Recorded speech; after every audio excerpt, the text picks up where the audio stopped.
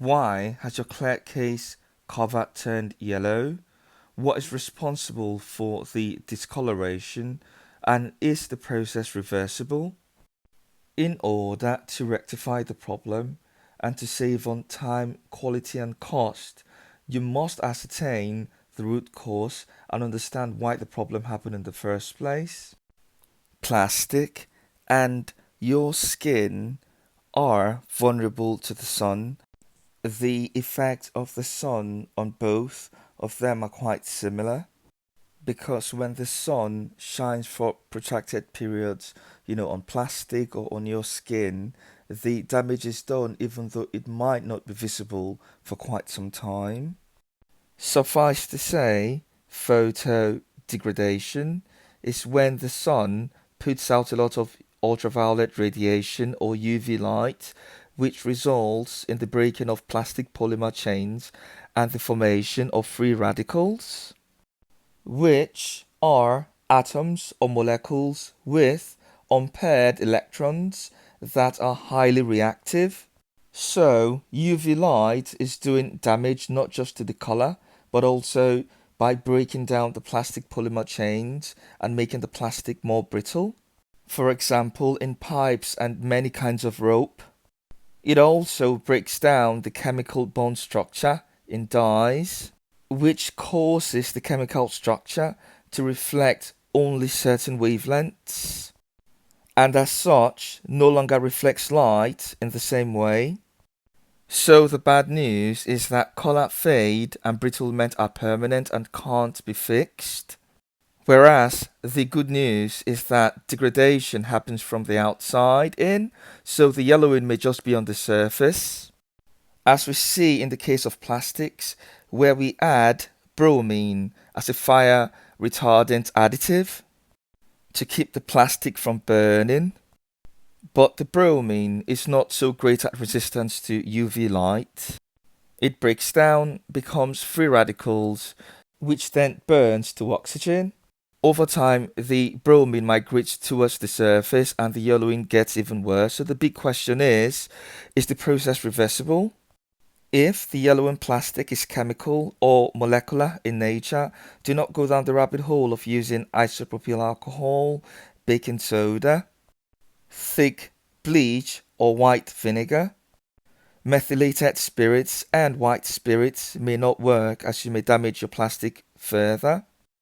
As color, fade and brittlement are permanent and can't be fixed, except the degradation happens from the outside, which is somewhat reversible to a certain degree. If bromine was used on your plastic, the antidote or reversing the process would entail, getting more UV light to break apart the bromine oxygen bonds, introducing a solvent to get in there to fill the broken bonds, which will make the bromine more stable and reverse the yellowing. This process has been tried and tested in ABS plastics. So this brings into perspective or question, what type of plastic have we got here?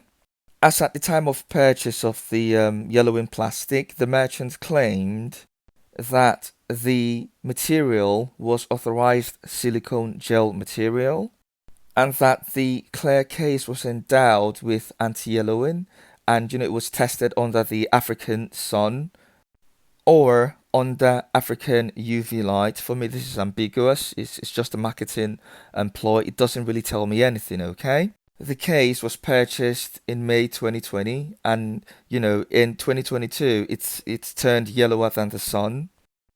Mobile phone plastics are generally made from polycarbonates, silicone, or thermoplastic, polyurethane. So we are going to try to replicate the anti-yellowing process as you've got, in your ABS plastics, or the acrylonitrile butadiene styrene plastic. So we are going to try to use hydrogen peroxide to break apart the bromine oxygen bonds. If it was used as a retardant, where hydrogen peroxide will be used to stabilize the chains. If the process, more than likely, is irreversible, as UV light and heat causes a chemical change in silicone's thermoset material, which is irreversible. We can utilize infrared spectroscopy to determine the yellow case's stability, elasticity, its chemical robustness, its mechanical properties, the functional groups in molecules, the extent of degradation by measuring the vibration of atoms to determine its functional groups, as stronger bonds and light atoms will vibrate at a high stretching frequency wave number.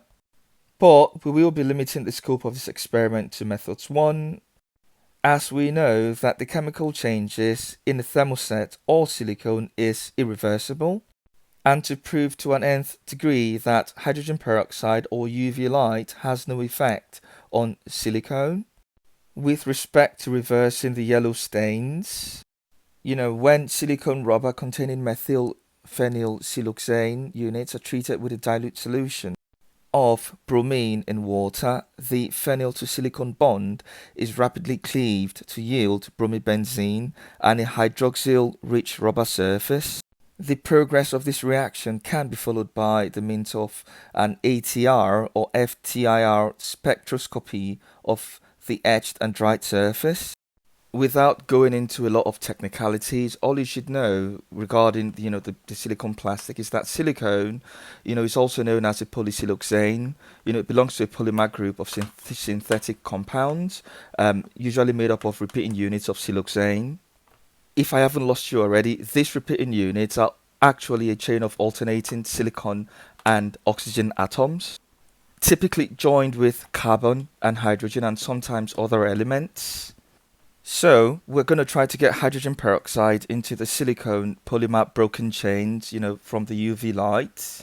And in order to get hydrogen peroxide to fill the broken bonds with hydrogen, we will first need more UV light to break apart the silicon, oxygen, carbon, hydrogen, and other elements, in the siloxane alternating chain, so the hydrogen peroxide can get in there, okay?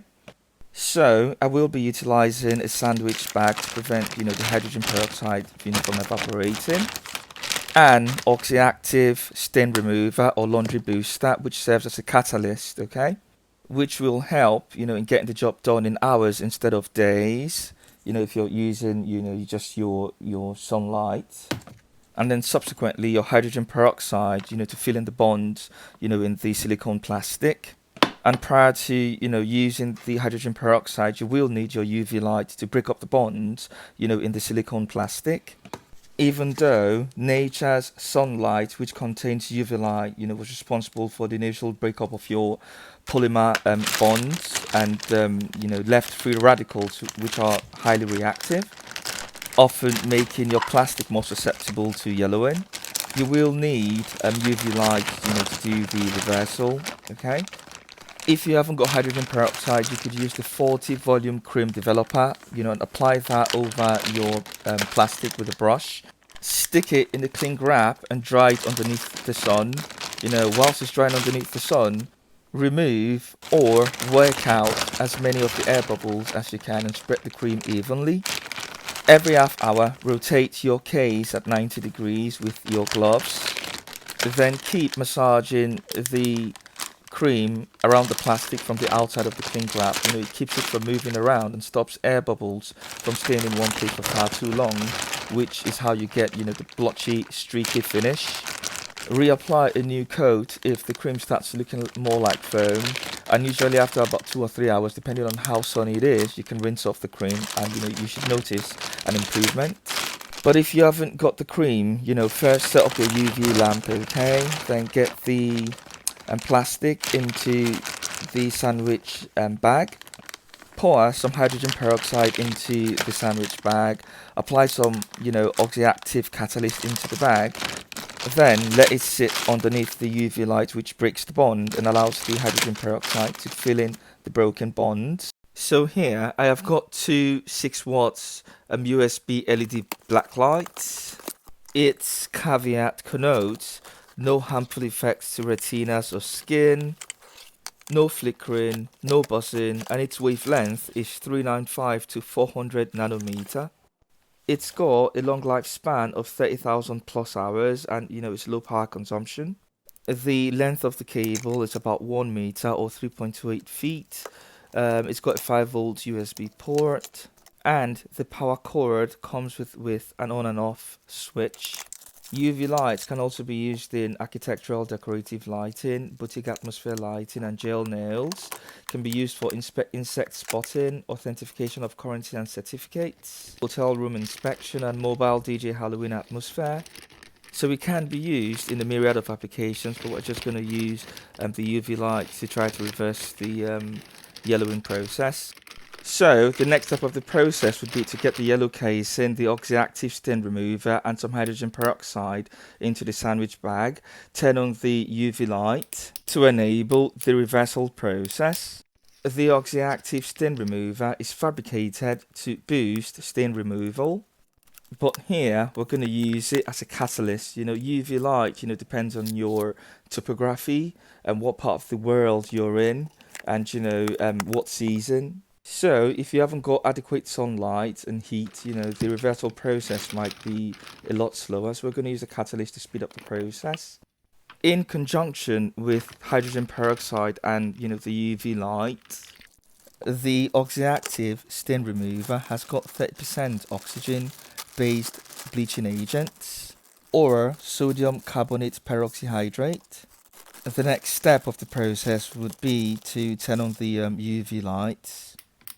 If you're drying out in the sun, you can use a see-through bowl so that it can get as much light as it can. Or you can just leave it in its bag when drying out in the sun, for it to absorb the UV light, just like I've done here. And when it's left to bake out underneath the sun or underneath UV light, the bag may start to expand. And that's because hydrogen peroxide is highly reactive, and the Oxyactive is a catalyst booster. So, at the start of the experimentation process, this was what the yellow case looked like against a clear case. And after leaving it to bake out in the sun for about a day and on the UV light for about 4 days, it doesn't seem to have done much with regards to reversing the yellowing process, as there hasn't been any significant change in the yellow pigment. If there has, it is infinitesimal and is not visible upon visual inspection. We haven't retrofitted or added any accessory or component to the yellow case. What we have done is that we've tried to Retrobrite the yellow case, to change it from yellow to a clear case, and that hasn't been achieved. And so my conclusion first is that the Retrobrite process may be applicable to ABS plastics, but to a larger degree it doesn't necessarily reverse the yellowing in the case, or it isn't effective for silicone materials. And so, using other house cleaning solvents like your vinegar, soda, bleach, Oxyactive Stain remover, hydrogen peroxide, isopropyl alcohol doesn't prove effective when reversing the yellowing in your case. And that's because the yellowing of the silicone material is due to a variety of degradation reactions like oxidation, radiation, photooxidation, and thermal inducement. Suffice to say, the reactions from the reactants are chemical in nature, and as such they are irreversible. And I could plead the case that these chemicals may worsen the discoloration or may further amplify the degradation. As we can see that the yellowing may have been caused by a photochemical molecular reaction breakdown, which happens when the material is exposed to UV rays and heat. These plastics have long polymer molecular chains held together by chemical bonds of various strengths. These thermoset chains are not connected together. They are a jumble or mismatch of wadded up chains that slide apart if exposed to a lot of heat. The heat in question messes with the refraction and reflection properties of the chains with respect to its response to light. So my conclusion would be that the Retrobite process might prove to be effective in ABS plastics, but might not be effective in silicone materials. And to save on time, quality and cost, you might be better off getting a new one, okay? Especially when you take into account all the variables that need to be put in place to achieve the sustainable quality of the clear case. And that's about it really. If you found the information useful, don't forget to subscribe, like and share, helps the channel grow, and hopefully catch up with you later. Goodbye.